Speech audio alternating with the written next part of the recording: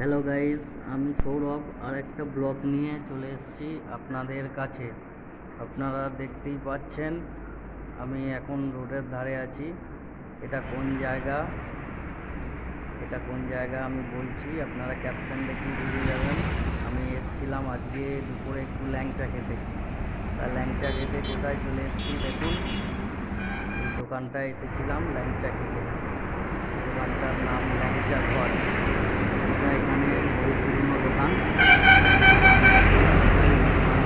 পাওয়া যায় দেখি, আর কত কত দামের ল্যাংচা পাওয়া যায় সেটা দেখি। চলুন ঢোকা যাক ভেতরে। দেখলাম চায়ের কাউন্টার, তা এখানে চা বিক্রি হয়, চাও পাওয়া যায়, সকালে দিকে একটু বেশি বিক্রি হয়। এখানে একটু খাবার আছে। তারপরেই আমরা প্রথমেই দেখতে পেলাম সীতাভোগ ও মিহিদানা, বর্ধমানের সেই বিখ্যাত। তারপরেই শক্তিগড়ের বিখ্যাত ল্যাংচা, বিভিন্ন রকমের ল্যাংচা আছে এখানে। খুব সুন্দর ল্যাংচা, রসের উপরে ভাসছে, খুব সুন্দর দেখতে লাগছে। দোকানটাও খুব বড়, আরও অনেক কিছু ছিল দোকানের মধ্যে।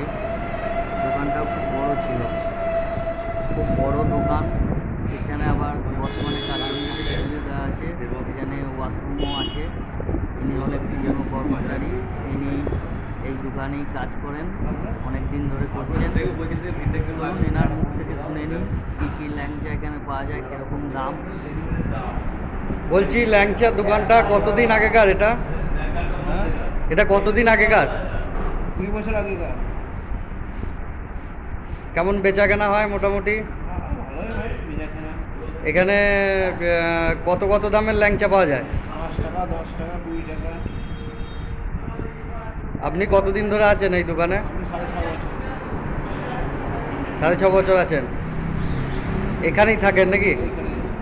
আর ল্যাংচা কি এখানেই তৈরি হয়? এইখানেই তৈরি হয়। ল্যাংচার সাথে সাথে আর কি পাওয়া যায় এখানে?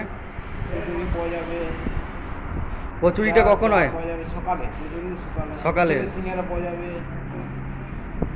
ঠিক আছে, তাহলে আপনার ভিডিও সবাই দেখছে, হ্যাঁ তাহলে সবাই এখানে আসবে, ঠিক আছে?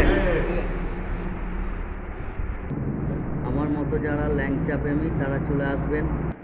আজকের মতো এইটুকুই, আবার পরের ব্লগে আবার দেখা হচ্ছে। তাই টাটা, বাই।